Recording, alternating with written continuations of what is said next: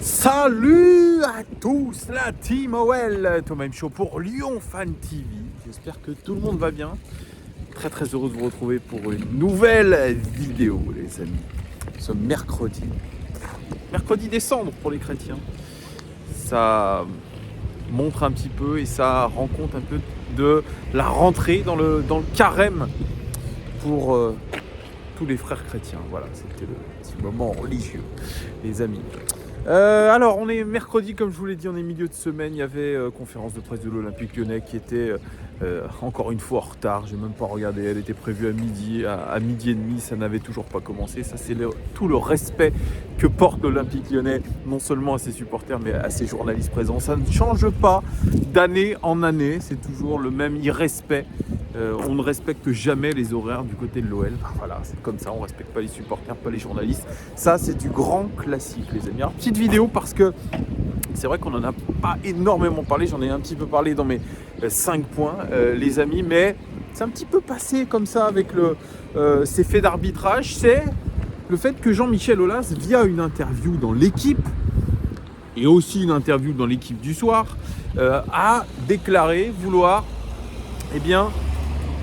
poursuivre l'aventure avec Peter Bosz, les amis. Et oui, puisque ça faisait depuis le mois de décembre que Jean-Michel Aulas, je dirais pas multiplié, mais en tout cas sortait un petit peu dans les médias avec cette intention de faire un point à la fin février pour savoir si, oui ou non, ils allaient maintenir Peter Bosz.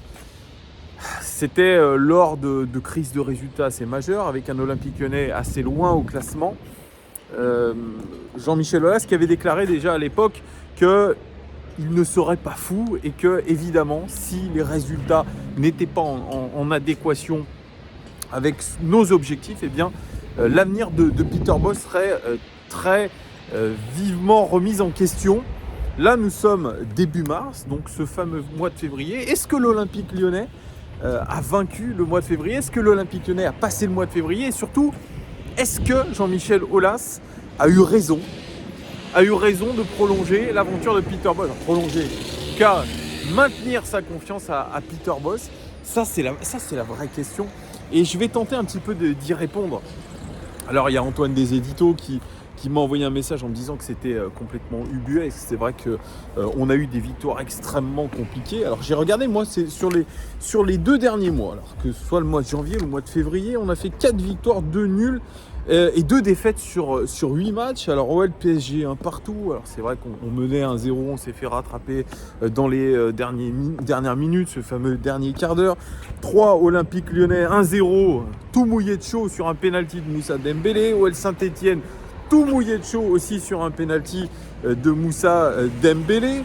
OLOM, on était mené, au final on gagne sur une victoire un petit peu miraculeuse aussi. Monaco OL, on a été absolument catastrophique, on s'est fait rouler dessus 2-0 pour Monaco. OL Nice, c'est le match le plus abouti de ces 2 mois.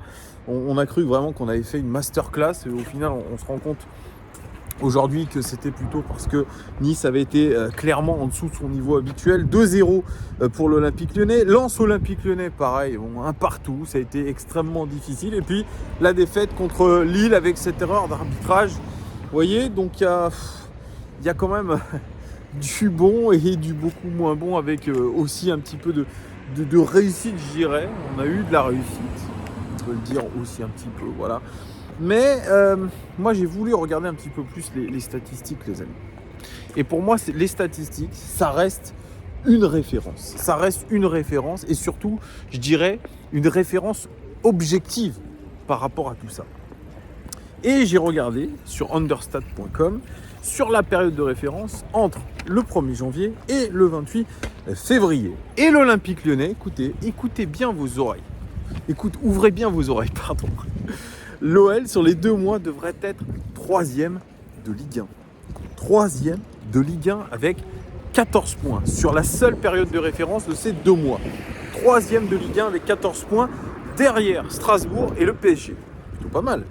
Et premier, écoutez-moi bien, premier, l'OL sur cette période est premier du championnat en termes d'expected points, de points attendus sur la période avec 16 points. Pas mal. pas mal quand même. Ça, il faut l'avoir en tête aussi. On a marqué 8 buts. Et alors là, regardez, c'est exactement ce que ça traduit sur ce qui est traduit sur le terrain. On aurait dû normalement marquer 15 buts, les amis. Nous aurions dû marquer 15 buts. On est, en termes d'expected goals, on est la 3e attaque expected goals. 3e attaque expected goals. C'est quand même plutôt pas mal du tout. Après, il y a un gros différentiel. 8 buts, 15 buts. On aurait dû marquer réellement 15 buts. C'est exactement ce qu'on a vu contre Lille, notamment des occasions, des pléthores d'occasions ratées par l'Olympique Lyonnais. Et c'est un petit peu dommageable. En termes de buts encaissés, on a encaissé 8 buts, les amis. On aurait dû en encaisser 7. Donc, on est plutôt cohérent avec notre manière de défendre, notamment grâce à Anto Lopez qui a encore fait des miracles sur certains matchs.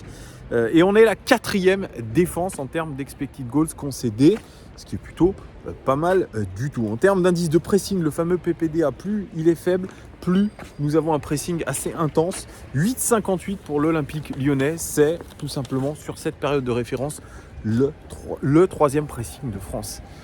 Donc aujourd'hui, au vu de ces éléments statistiques, on ne peut que donner raison à Jean-Michel Aulas.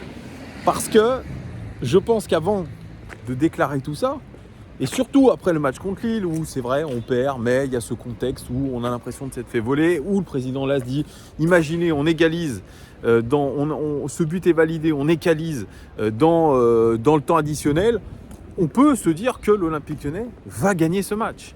Et au vu de ces statistiques, vraiment, eh bien, on se dit que le board lyonnais a eu raison de poursuivre l'aventure avec Peter Bosz, en se disant peut-être que, eh bien, s'il avait des belles statistiques sur ces 2 mois-là, eh bien que nous étions sur, je dirais, une pente assez positive. Vous voyez, moi je le voyais, avant de regarder ces statistiques-là, je le voyais un petit peu, moi, comme Antoine des Éditos, à savoir en disant que on a fait une folie, encore une fois, que le fait qu'on soit aujourd'hui 10e du championnat et que Jean-Michel Aulas soit sûr à la fin de la saison que nous atteindrions nos objectifs, je voyais ça comme une folie. Mais, preuve en est que Peter Bosz peut atteindre ses objectifs parce que ces notions de statistiques sont quand même assez intéressantes et assez révélatrices. Alors, est-ce que ça continuera dans le bon sens? J'en sais rien, parce que si on regarde les expected points depuis le début de la saison, on devrait avoir 41 points, on en a 39 je crois aujourd'hui, c'est quasiment la même chose. Donc finalement, on est à notre bonne place sur l'ensemble de la saison, en tout cas sur la période de référence entre le début du championnat et aujourd'hui, on est à notre niveau. Par contre, vraiment, sur ces 2 derniers mois, on est quand même sur une pente assez positive. Et il faut l'avoir un petit peu en tête et se dire que potentiellement, l'Olympique Lyonnais peut aller beaucoup plus haut, peut-être aussi se qualifier en Europa League. Alors vous allez me dire, ah mais Thomas, tu te bases uniquement sur les statistiques. Moi je suis désolé, je suis dans mon prisme. Et je pense qu'aujourd'hui, pour avoir une analyse globale, une analyse fiable et objective, il faut aller de ce côté-là. Et je pense qu'à l'Olympique Lyonnais, avant de se dire on va continuer avec Peter Bosz, eh bien on a regardé tout ça. Et peut-être que même Peter Bosz lui est venu dans le bureau de Jean-Michel Aulas et a dit voilà. Moi, c'est ce que j'aurais fait d'ailleurs. Si j'avais été Peter Bosz, j'aurais dit voilà. Sur les 2 derniers mois, voilà ce qu'il en est. Donc preuve que nous ne sommes pas dans l'erreur.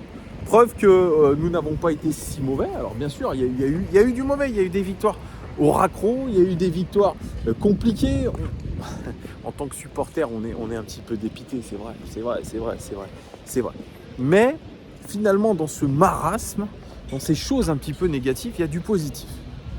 Et je pense qu'il faut retenir vraiment ce côté positif des choses. Vraiment, il faut aller là-dessus. Ça m'écorche la bouche de dire ça. Parce que, je vous dis, après le match contre Lille, on était dégoûtés par rapport à ce qu'on a vu à ces occasions ratées, etc. Avec des joueurs qui ne sont pas assez déterminés quand ils arrivent devant la cage. Ça aussi, ça saoule. Mais voilà, ces chiffres-là, vous allez me commenter tout ça, les amis. Commentez-moi ça, mettez-moi ça dans les commentaires. Il y a de quoi quand même être un petit peu positif et de se dire que le printemps de l'Olympique lyonnais ne peut être que radieux. Et c'est pour ça que dans cette vidéo, au final, je me dis, hey, il a peut-être bien fait, Jean-Michel Aulas, de ne pas avoir cassé tout ça, de ne pas avoir mis Peter Bosz à la porte. Peut-être aussi ça coûtait un petit peu cher, hein. Faut dire, hein, il a un contrat qui est quand même XXL et que ça aurait coûté cher en indemnité et que c'était aussi prendre un gros risque aujourd'hui que de virer Peter Bosz juste avant un match d'Europa League, une double confrontation en Europa League qui est assez déterminante pour le club. Et on a fait venir Peter Bosz parce que il a eu un beau parcours en Europa League avec l'Ajax. Il connaît un petit peu cette compétition et il est capable peut-être de faire des miracles. En tout cas, voilà, mettez-moi tout ça en commentaire. Est-ce que vous êtes d'accord avec moi? Est-ce que ces statistiques pour vous sont parlantes ou alors vous êtes toujours négatif? Mettez-moi tout ça en commentaire. Je vous fais des gros bisous les gars. Profitez de tout ça. N'hésitez pas à vous abonner. N'hésitez pas à liker. C'est très très important. Et je vous fais des bisous. À très très vite. Ciao!